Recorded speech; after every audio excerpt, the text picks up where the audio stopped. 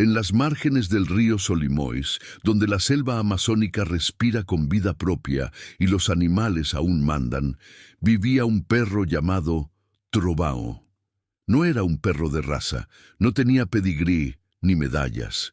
Era apenas un callejero brasileño, con pelaje dorado manchado de blanco, orejas caídas y una cicatriz antigua sobre el ojo derecho, pero su mirada era diferente. Había algo en sus ojos que revelaba inteligencia, lealtad y un instinto protector que pocos animales poseen. Trovão pertenecía a la familia Ribeiro, gente humilde de la comunidad ribereña de São José do Amatari, acostumbrada a la rudeza de la vida junto al río.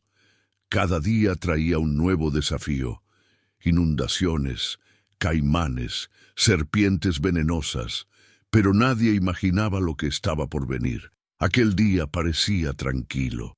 El sol quemaba fuerte sobre el río y las aguas marrones corrían lentas como siempre. Un niño de apenas 3 años salió de la casa de madera con una simple misión en su cabeza inocente. Quería ver los peces cerca de la orilla, como hacía todas las tardes con su abuelo. Pero el abuelo, ese día, no estaba. Solo había silencio, calor y un río que escondía secretos mortales. No había adultos cerca, no había nadie más, solo la naturaleza y un peligro que nadie vio venir. Y entonces Trovão levantó la cabeza. Lo que sucedió en los minutos siguientes se convirtió en leyenda entre los ribereños. Algunos lo cuentan en voz baja, otros con lágrimas en los ojos, pero todos coinciden en una cosa. Ese día un perro hizo lo impensable. La comunidad de São José do Amatari se extendía entre casas de madera sobre palafitos, redes de pesca colgadas al sol y canoas amarradas a troncos viejos que resistían la corriente. Allí, donde el río y la selva se abrazan, todo parecía en paz. Pero como bien saben los viejos de la región, cuando el río calla es porque algo se avecina. Gabriel, de apenas 3 años, era el menor de 4 hermanos. Se crió entre gallinas, perros, agua y barro. Correr descalzo por las tablas de madera era parte de su rutina, como si el mundo entero fuera apenas un patio más de la casa. No conocía el miedo, solo sabía de risas, juegos y el cariño de su familia. Aquel día, después del almuerzo, su madre Rosa estaba lavando ropa en la parte trasera de la casa. El calor era sofocante y el pequeño Gabriel se escapó sin que nadie lo notara. Con sus piernitas cortas y su remera azul desteñida, caminó directo hacia la orilla. Quería ver los peces dorados que siempre nadaban cerca de las raíces sumergidas. Sus ojitos brillaban con curiosidad mientras se agachaba peligrosamente cerca del agua. Trovão, como de costumbre, estaba echado bajo la sombra de un árbol de mango. Con sus orejas atentas y el cuerpo inmóvil como piedra, observaba todo siempre. No ladró, no se movió, solo siguió con la mirada al niño hasta que llegó al borde del río. El calor subía, los pájaros cantaban y el sonido de las risitas infantiles se mezclaba con el murmullo constante del agua. Pero lo que nadie sabía es que algo más estaba despierto ese día. Bajo el agua turbia, entre las raíces y el barro del fondo, un cuerpo inmenso se deslizaba sin hacer ruido. Era una sombra en movimiento, una masa de músculos y escamas, un depredador perfecto entrenado por millones de años de evolución para acechar sin ser visto. La sucuri había estado allí toda la mañana, esperando. Medía más de 6 metros de largo, con un cuerpo tan grueso como el torso de un hombre adulto. Sus ojos pequeños y fríos apenas sobresalían de la superficie, observando, calculando, esperando el momento exacto. El niño seguía riendo, ajeno a todo. Sus deditos tocaban el agua, salpicando gotas brillantes bajo el sol. Y entonces el río cambió. El movimiento de los peces se detuvo. Las aves dejaron de cantar, y en un segundo el agua se volvió un lugar muy, muy peligroso. El silencio fue tan repentino que hizo eco, como si el río mismo hubiera contenido el aliento. Gabriel miró hacia el agua con curiosidad. Algo grande se movía bajo la superficie, una sombra oscura, larga, serpenteante. El niño inclinó más la cabeza, sin entender. Y entonces el agua explotó. La sucuri emergió con una fuerza brutal, su boca abierta, su cuerpo girando en el aire con una velocidad imposible para su tamaño. Fue un relámpago de escamas brillantes, músculos retorciéndose y mandíbulas abiertas. Gabriel no tuvo tiempo de gritar. La serpiente lo atrapó por la pierna con una precisión aterradora y comenzó a arrastrarlo hacia el agua.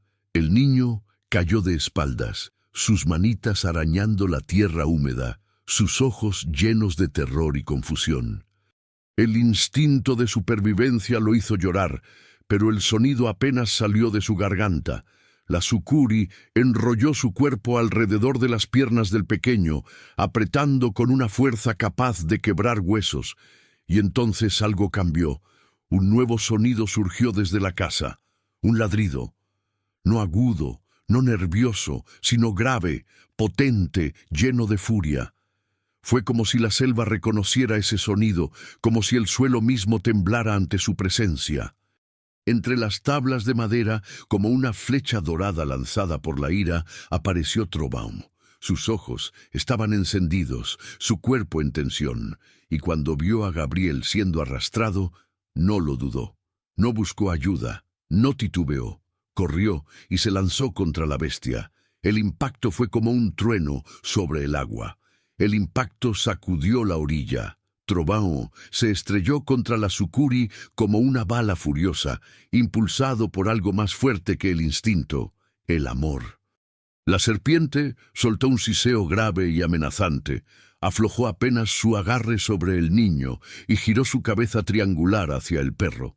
Sus ojos eran fríos, calculadores, sin miedo.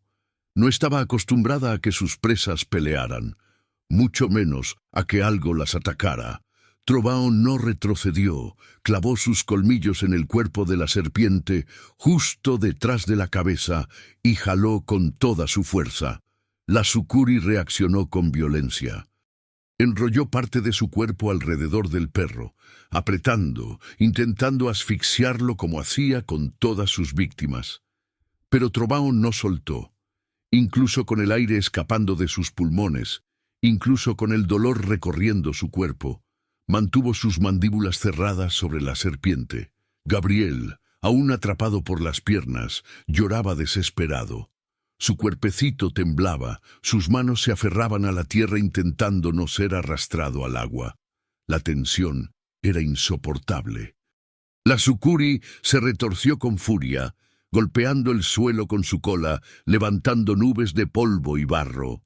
Intentó sumergirse en el río llevándose al niño y al perro, pero Trobaum, con una fuerza sobrenatural, plantó sus patas traseras en la tierra y no cedió ni un centímetro. Era una lucha de titanes. La serpiente tenía el tamaño, la fuerza constrictora, millones de años de evolución asesina, pero Trobaum tenía algo que no se podía medir: coraje, lealtad. Una furia que no nacía del odio, sino de la determinación absoluta de proteger. Desde la casa, Rosa escuchó los ladridos desesperados. Su corazón se detuvo, soltó la ropa mojada y corrió hacia la orilla sin pensar. Lo que vio la paralizó por un segundo.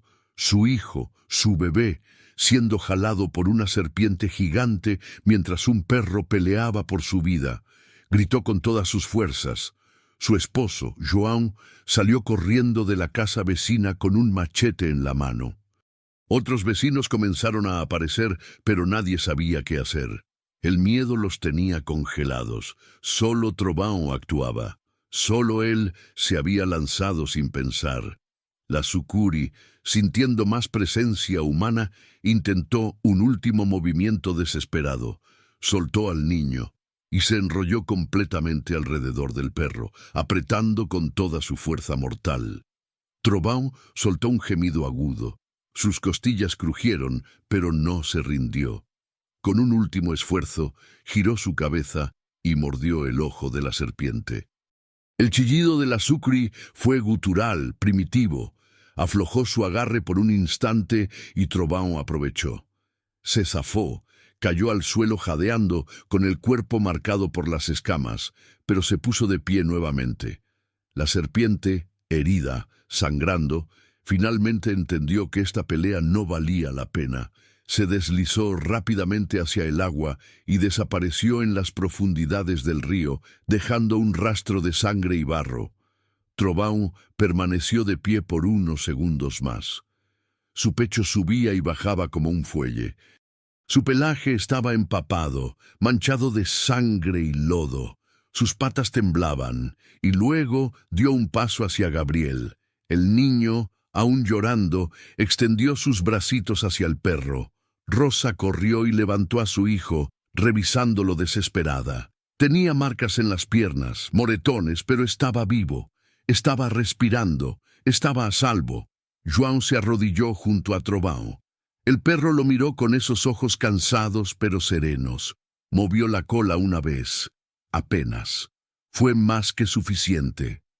«Sos un héroe, hermano», susurró João con la voz quebrada. «Me salvaste a mi hijo». La comunidad entera se reunió en minutos. Todos querían ver al perro valiente, al callejero que había enfrentado a una sucuri gigante.